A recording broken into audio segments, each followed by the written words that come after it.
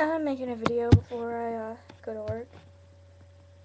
I don't really know what about. Maybe, I don't know. Maybe I'm just making a random video. I guess it's really never like just a random video. Yeah, okay. So, what was I doing? I was watching a web show, whatever thing. I will put the link down in the crotch bar. I like calling it crotch bar. Anyways, it was about how Americans, like, it was about this pizza thing, and it was like pretty much like a legit cheeseburger pizza. Like, burgers were actually like on this pizza, and it was like really weird.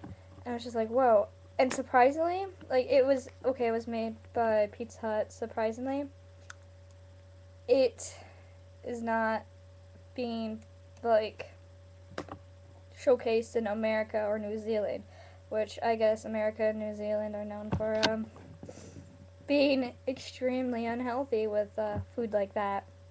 Which my question is, how did we get like that? Like, how did we get so like known to be so unhealthy? Same with New Zealand. Like, how did that happen? Soup, by the way. How did we just become like what? What happened? My theory is fast food. Fast food is a huge problem, and loading our food up with sodium and whatnot, and sugars and high co- corn, the high fructose corn syrup. That's not exactly the best thing for you. Cane sugars are better, and then plus all the GMOs, the genetically modified foods. That's not exactly healthy for you either. It's just the Western diet, and I think New Zealand kind of caught on to the Western diet as well, is not exactly diet that should be desired. Shouldn't be. It's gross. Like, my weakness is Americanized Mexican food. I should not eat it because it's loaded with sodiums and sugar, and but it's so good. Like, yeah, I'm a victim of the Western diet as well, but not to the extent as other people are. I'm like personally like eating out. I think eating out is expensive. Like, going to fast food restaurants a lot is expensive, so I'm trying to cut back on that and eat at home. Hopefully that works. Granted, like at work, everything's half off, but to maintain like something that's not as expensive, getting something like costs $12 and it's cut in half to $6, that's not exactly the best idea either.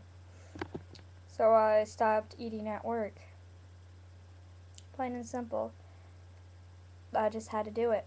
And in further news, not really news, I guess, slang. Like, I've noticed how like different groups have their slang words, and that's arguably called dialect. But like, according to Cambridge Dictionary, I have this quote from Cambridge Dictionary if I can find it. Okay, it's in here. It's in here.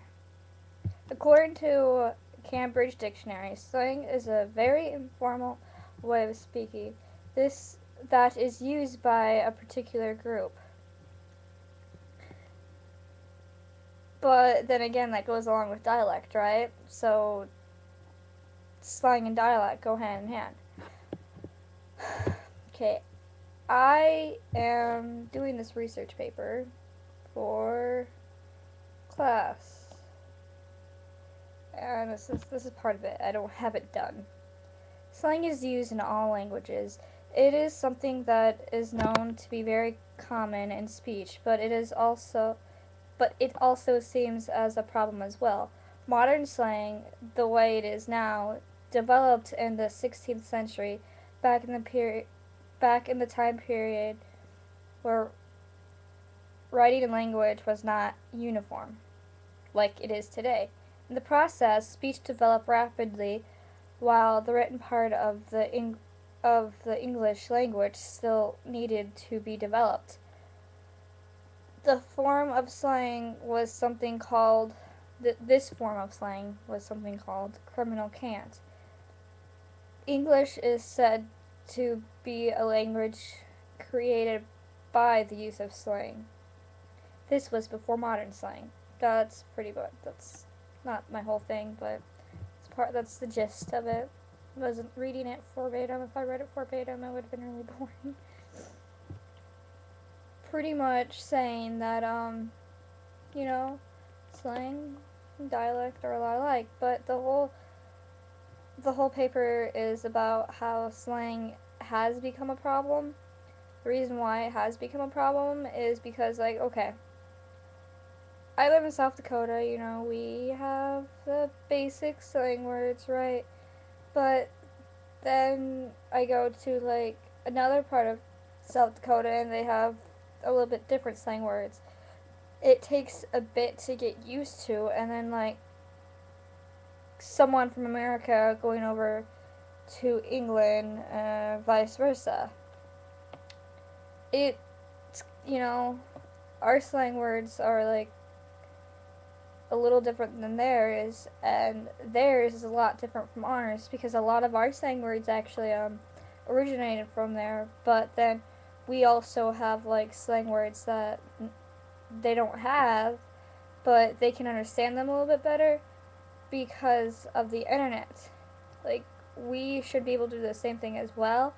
But the thing is, like, how many people watch Skins UK or Misfits or Doctor Who? A lot of people watch Doctor Who, but does that really show the true colloquialisms of that country? And, like, with America, we have, like, all these TV shows that a lot of other countries watch, and plus Canada, they share a lot of the slang words that we have as well.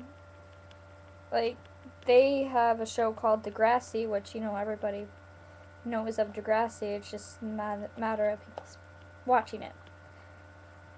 But, Degrassi is shown over there as well. So it's just like, okay, yeah, so this is shown over there, and all these American shows are shown over there, while how many UK shows are shown here? And, like, we know, like, the stereotype. Like, as Americans, we know the stereotype of Britain, but that stereotype is not completely true. I mean, how many Brits actually talk about tea and crumpets and fish and chips all day? Not very many. It's like, take their word faff, for example. Oh, I'm just faffing around, which is basically kind of how we say chill. It's like, oh, I'm just chilling. It's the same thing, they have, like, different ways of saying it. And then, like, I think a phrase for, basically, like, fuck you is, which means they do say fuck, but, excuse my language, but they say go sawed off sometimes. Yeah, I'm a watcher of Skins UK, actually. I think I've said that in a past video.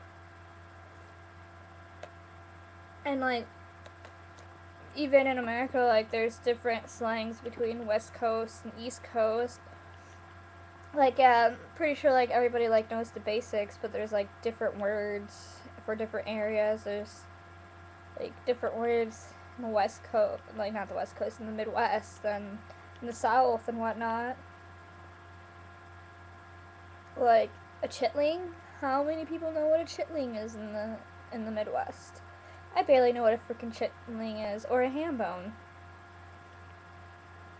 Which, ham bone, I think that's like playing your thigh. Playing the ham bone is playing your thigh, I do believe. I'm not for sure. but it's very like, I guess people say that has to do with dialect. Well, so does slang in a way, and I'm gonna argue that until the day I die. Not really, I guess I don't really care. But I'm gonna stop eating this in front of you, and I'm gonna go so I can get ready for work and eat. So if you want to know where the bean and bacon soup goes, I have like a stand anyway. So this is Lena. Loveisms. Peace out.